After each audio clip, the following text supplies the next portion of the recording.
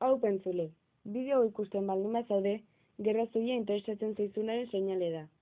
Gaurkoan, etxeko helduenekin gerra zibilari buruz hitz egiten egongo gara. Nire ezkerraldean ikusiko duzuen emakumea Maria Luisa Urriza, Donostian jaio zen, Antigua auzoan, 1924ean, eta gaurkoan bere bizipenei buruz hitz egiten egongo da. Bideo gustatuko zaizuenaren esperoan, has dadila. Egongo da gaurkoan. Gaian sartzeko edo, gerra zibila esaterakoan edo gerra zibilari buruz hitz egiterakoan, ze etortzen zaizu gogora, ze bizi izan zenuen momentu horietan? Ni umean hitzen orduan, oso ume, 2 urte eskaz ditun, eta ez dut zerreko batzen. Baina nire familia artean beti zen naiz gure umeko jaua. Umeko jaua zer gaitik, gerri harrapau eta familian kasora juntzorako. Ni errekuerdo bezala hori dakat. Etxeko umeko jaua nintzela. Eta 2 urterekin edo harrapatu zizun, eta zure familiakoren bat edo gerrara joan behar izan zuen, zure familiakoren batek gerran parte hartu zuen bandoren baten edo? Bai, nire eta. Bera anarkista zen eta gerra erten urduko enrolau zen. Eta bil izan Donostian lehenko eta gero harrapago arte gerriak aurrera joan zen. Gu beti esan dugun bezala, aurrera joati esan, etxetik urten, eta igez egitea. Eta milizianoak egote ziren, beti borrokan, eta familiak igez egiten. Eta borondatez joan zen, ala behartu eta... Ez, aitea bere voluntadez, bere ideak alakoak zirelako. Eta konturatu zinenean gerrak ze eragin zekan eta zure familia nola sakabenatzen zen edo, momentu egiten ze sentitu zenun, edo ze gogoratzen duzu txikia zenilako? Ni goratzen dutena batez ere da kolgesoko urteak eta nire kideak askotan aipatzen zuten euren etxean nolakoa zan, familia nolakoa zan, da hori dana. Eta nik ez neuken apenas ezerre kontatzeko. Nire etxea ez neuken kontatzeko. Tia batena, beste tia batena, baina nirea ez neuken kontatzeko. Eta batez ere hori. Eta nizbait kontatu zizuten ezagutzen duzu, gogoratzen duzu, bando baten egon zen pertsonaren bat beste bandoko lagundu zien, edo... Holakorik ez. Edo familia bat 2 bandotan sortatu zen, edo? 2 bandotan ere ez, gure familia artean ez. Zertiken aita esan detan bezala anarkista zan, bere anaia PNV-koa zan, baina, konpontze ziren. Nola baitz. Baina elkarren kontra baina ere ez. Bai, jakin nola ni beti etxea laportu zigutela. Etxea bera ezan propiedadia, baina etxe barroko gauza guztiak eraman zutela. Eta nire tia bati, aitzaren koineta zan, eta ari kontazezun, tristena zala ikustia kalian bere gizonaren gabardina zeraman gizon bat.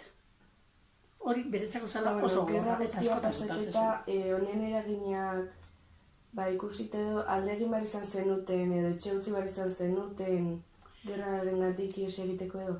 Bai, etxetik aldein beharra izan gendun, zetiken aitza kartzera eramateko arriskua zeuken, harrapatzen bat imazuten, eta gu ikezen behar genuen, zetiken bide berdinetik junko ginen, eta Bilbora junko ginen. Gurekin batera etorri zan, baita ere, aitzaren anaiaren familia. Eta han etxe berean geuden danok, nire lehen gozua, ama, ni, izeko, Eta Izekoren beste aizpe bat ere bai. Eta han giro hortan jaio zan nire anaia, zeteken aurdun zegoen ama, eta han jaio zan. Eta, hola, kontatuta edo gogoratzen dituzun edo horren ondorio latzenak edo, beste alde batera jutarenak eta zeintzuk izan ziren edo. Bueno, gauza horrenak Bilbotik igez inber izan gentuen, eta Bilbo harrapatzen zijoaztelako frankistak. Eta gu igez egin gentuen Santanderrera. Eta Santanderren aitza arduratu zen gu enbarkatzen barko baten, Exiliora zijoan barko bat, eta Frantzira. Frantzira ze puntotora ez dakit, konkretoki. Baina dakitena da, ez dakitnik familirik ez ekizelako. Nire familiak ez ekizelako. Nora jun ginen. Frantzian egon ginela, eta besterik ez. Eta amak ez zuen idazten, aitza arriskuan ez ipintzeatik. Eta horren bildurrakin, inork ez zaren enterau zein gendun. Santanderretik aurrera, ez gendun ez zuten ezerre jakin gutaz, eta gero azken baten ama hasi zan idazten, ikusi zunin aitza harrapau zutela. Eta, jarretu. Ez dakit, mila gauza da kontatzeko, baina ez ni goratzen detena, baizik niri kontautakoak. Eta, joan zinete Santanderretik Frantziara barko baten, eta Frantzian gelditu zineten bizitzen edo hor jarritu zenuten, ala gero nunbaitera bueltatu zineten? Bueno, gero bueltau ginen Kataluniara, Blanesera, Blanes herrira, eta han refugiau batzuk, zeuren gurekin batera, ez gu bakarrik, familiak geunden, zentro baten, eta gero oso nauzi oindala 3 urte izendanago gu egon ginen zentro hortan. Eta, bueno, han ez zegoen konstantzia hundirik, eta zebez, baina amaren eriotzaren idatzi bat behintzen jasun. Besterik ezin dut zer kontau, ez dakitelako, nola joan zen gauzea. Kontatu ez du Blanesen egon zinetela iesan edo, eta bertan egon zineten denbora guzti hortan edo, zer gertatu zen edo, zer gogoratzen duzu bizi zenunari buruz?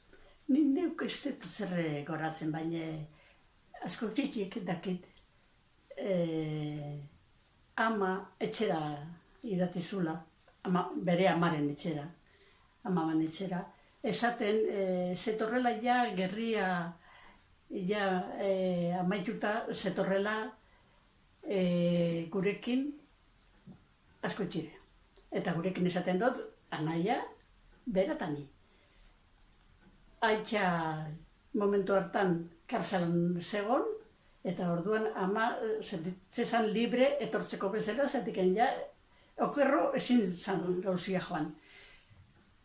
Preparau ziren gu hartzeko Donostian, eta etorri zan osaba esta señora, eta esperozun ama nire nahi, eta nire agaiagatzien, baina neu bakarrak agertu nintzen. Eta handiken hasi ziren galderak. Ze gertatu zen, nun zegoen ama, nun zegoen umia. Eta gurekin etorri zan andra bat, Donostiarra bera, ama esautzezuna, amakin egon zana azkeneko momentora arte, eta kontauzun, ze gertatu zen, ama hiltzala, eta estazioan zeurela trena hartzeko, umia lapurtu zutela. Detaile batzuk eman zuten, eta gerora jun ziren jakitzen ze gertazan konkretoki. Baina asuntua da, ni gelditu nitzela. Ez ama, ez anaia, bakarrik. Eta zuri kontatu izute edo, gogoratzi zera edo, zu nola lertu zenun Blanesetik anonea bakarrik etortzea edo? Nola ez dizutu lertu. Kontatu izute edo, Blanesetik Azkoitiraino bakarrik iritsi Donostira bakarrik iritsi zinela eta haber nola iritsi zinen. Ba, lehen izan detanean nintzela etxeko umeko txaua, beti ere kontatzen zuten nola jontziren gauzak. Nola biziki ginen Donostian, eta gero, abaitu nola 4 urtekin, Azkoitizen, izugarrizko gauza gertago ondoren. Eta, hola, kontatuta edo gogoratzen dezuna, zein izan zen inoiz azuk ez dezun momentu bat? Hola, betirako gogoratuko dezun pasarte bat? Bueno, ni nola beti kontautakoa errepikatzen dut dala nire bizitza. Ez dut goratzen. Bakarrik beti ere komentatzen zutena, nausisak, nire aurrian, eta niri esandakoa, personalki. Baina neuk ez dut zerra baratzen.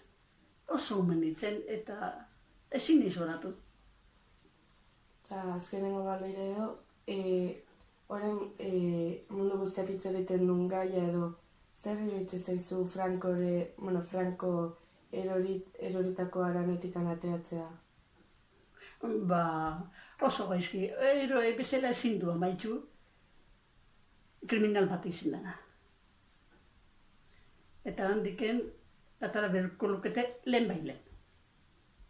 Bale, eskerrik asko gaurkoan hemen egoteagatikan, eta hurrengo arte. Eskerrik asko.